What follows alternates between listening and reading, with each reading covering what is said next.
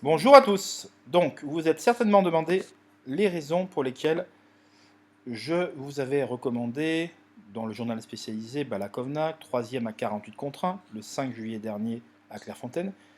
Ensuite, Philippe, vous l'avez recommandé à juste titre le 31 juillet dernier à Clairefontaine. Cette pensionnaire de Christophe Loto s'était imposée la cote de 10 contre 1. Et certains d'entre vous se disent, mais comment fait-on pour repérer une note? Question très intéressante. Eh bien, en voici la parfaite illustration. Pourquoi j'avais, peu importe, recommandé Balakovna? Eh bien, la réponse était ici, France Gallo. Donc, vous voyez, la jument avait eu une interruption de carrière le 23 août dernier. Vous voyez, quand je regarde le son, il est à fond, c'est bon.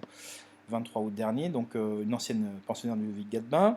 Et ensuite, derrière, donc, elle a eu des soucis de santé puisqu'elle a effectué sa rentrée le 8 mai dernier à Saint-Brieuc, puis ensuite le 9 juin à Lyon, au Lyon-d'Angers. Et la course qui nous intéresse le plus, c'est vraiment la course du 9 juin au Lyon-d'Angers. Regardez celle du 9 mai. Alors, vous pouvez la regarder, hein. Moi j'ai un compte sur France Gallo.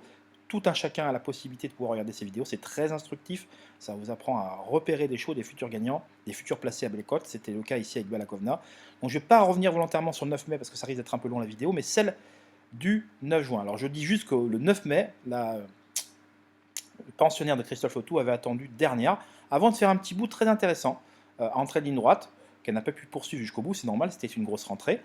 Et ensuite, eh bien, elle a couru près de donc un mois pile après au Lyon-d'Angers. Je vous invite à regarder justement la course justement au Lyon-d'Angers. On y est, voici. Et vous allez voir, alors je mets le son. Vous allez voir que, regardez, elle est ici en casaque jaune. Elle part dernière. Bon, pour l'instant, vous ne voyez pas très bien parce qu'il y a plusieurs chevaux à l'arrière-garde. On sent que là, elle est parmi les dernières de toute façon. Et vous allez voir la fin de course qu'elle a effectuée ce jour-là. Donc, une course de rentrée à Saint-Brieuc très sage au dernier rang. Un petit bond entre ligne droite juste pour se rassurer un petit peu. Ensuite, eh bien, regardez cette deuxième course de rentrée. La jument a attendu donc dernière. Et voilà, donc là je vais avancer volontairement pour vous montrer qu'elle était toujours dernière. Vous voyez, elle est ici, à l'arrière-garde, casaque jaune. Ensuite, vous voyez là, elle entame à rapprocher en troisième épaisseur seule le Néovent, mais vous allez voir qu'elle va vite se raviser et qu'il va vite à nouveau se retrouver dernier. Nous sommes dans la ligne d'en face. Et donc, bientôt pénétrer dans l'entrée du tournant final. Et vous avez vu que là, elle commence à décrocher un petit peu, 2-3 longueurs de retard sur l'avant-dernier. Bon, là, on a rapidement compris que ceux qui l'avaient joué, les peu audacieux, n'allaient pas être payés. Surtout qu'au Lyon-d'Angers, quand vous êtes dernier en bon terrain pour sortir de l'ultime tournant, ça sent pas bon. Hein. Mais vous allez voir la fin de course qui se passe d'elle-même, hors écran, hors radar. Vous voyez là, donc là, elle est toujours dernière, on est d'accord, hein, à 2 franches longueurs de l'avant-dernier. Elle commence à être cadencée par son partenaire, par son jockey. Et vous allez voir, regardez là, casaque jaune, donc toujours dernière. Et là, voilà. Alors, elle va terminer au 6e rang. Il y a du monde devant. Hein. Et regardez le style de sa fin de course à l'extérieur. Le style de sa fin de course. Voilà. Donc là, il reste 200 mètres à peine. Donc le gagnant, à nos souvenirs, avait largement créé la décision. Vous allez voir, une casaque jaune terminée dans une action fort significative. Regardez, hop, hop, hop, hop, hop, hop, hop, hop. Et c'était elle. Le terrain qu'elle a regagné ce jour-là, elle est tout à gauche là. Bon, on ne la voit plus. Vous allez voir, c'est juste impressionnant. Son jockey avait du mal à l'arrêter après le poteau tellement elle avait des ressources, tellement elle a envie d'en découdre. Donc ça, c'était très bon signe. Vous voyez, hop, hop, hop, hop. Et si franchement, si la course était prolongée de 100 mètres, elle aurait serait mieux approcher la 3e place. Et donc, c'est la raison pour laquelle je l'avais mis dans les tuyaux du Vénard. Vous voyez, je vous en ai apporté la preuve dans un des posts postés justement sur Turf Sud Pro. Je vous avais envoyé la preuve. Bon, après, je ne vais pas le renvoyer, hein, c'est pas question. Donc, je l'avais mis dans mes chevaux à suivre. J'ai un calepin, je note tout. Et le mois d'après, elle a couru à Clairefontaine. Et là, et je me suis dit, elle est raccourcie. Elle avait le 1 dans les boîtes. Et je me suis dit, aucun intérêt cette fois-ci d'attendre l'arrière-garde.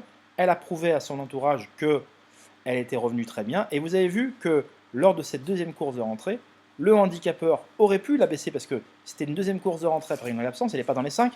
Et bien il l'a laissée en 26. Il ne lui a même pas ôté une livre sur l'échelle des poids. Donc ça donne une indication à Christophe Loto que le handicapeur a vu et que par conséquent, avant qu'il la baisse, il va falloir au moins 2-3 contre-performances. Donc là, du coup, il s'est dit ça sert à rien. Parce qu'elle n'aurait pas fait l'arrivée, elle aurait couru du même acabit à Saint-Brieuc. en terminant 8, 9e, 10e. Là, elle l'aurait certainement baissé d'1 kilo, vous voyez? Et là, c'était peut-être un peu plus intéressant. Mais là, il s'est dit: «Je vais lâcher la tête, je vais lâcher les faux» et le 5 juillet, donc le 1 dans les boîtes et là, j'ai fait cette analyse-là. Je connaissais par le passé, ses courses, je l'avais vu et je savais que c'était une jument qui était capable d'attendre un mi-peloton, tout près des chevaux de tête et donc je me suis dit: «Là, l'intérêt, c'est de rouler avec l'as et de ne pas se retrouver dernier comme ces 2 courses de rentrée». C'était 2 courses sages de rentrée et donc voilà, et ben, on l'a touché. Donc moi, je l'ai touché, hein, j'avais même touché avec le couplet avec, qui a fait une tonne, il a fait plus de 30 contre 1 avec Morib, voilà, le pensionnaire de Gina 2e et 3e. Alors j'ai souffert pendant la course, hein, parce qu'en plus il y a l'effet de parallaxe qui fait que la caméra n'était pas bien en face du poteau, que du coup j'ai même à un moment pensé que j'étais 4e. Au final, eh bien, elle était plus proche d'être 2e que d'être 4e. Enfin bon, voilà. Et donc, fort logiquement, cette course, elle lui a fait beaucoup de bien. Et derrière, elle a remis le couvert en gagnant à Clairefontaine à la cote de 10 contre 1. Donc vous voyez, c'est comme ça que ça se passe. Pourquoi Balakovna était à suivre? C'est un exemple parmi tant d'autres. Bien évidemment, je ne dis pas que ça fonctionne à tous les coups, mais c'est comme ça qu'on travaille pour essayer de nicher les futurs gagnants qui vont permettre à nos lecteurs de pouvoir emmagasiner, être contents, emmagasiner de l'argent et ben pouvoir refinancer leur futur jeu parce que c'est le plus important. Voilà, mes chers amis, et bien écoutez, excellente soirée à vous et hâte de vous retrouver à l'occasion d'une prochaine vidéo. Je verrai le sujet XM, ça tournera toujours autour des courses. Bon jeu à tous.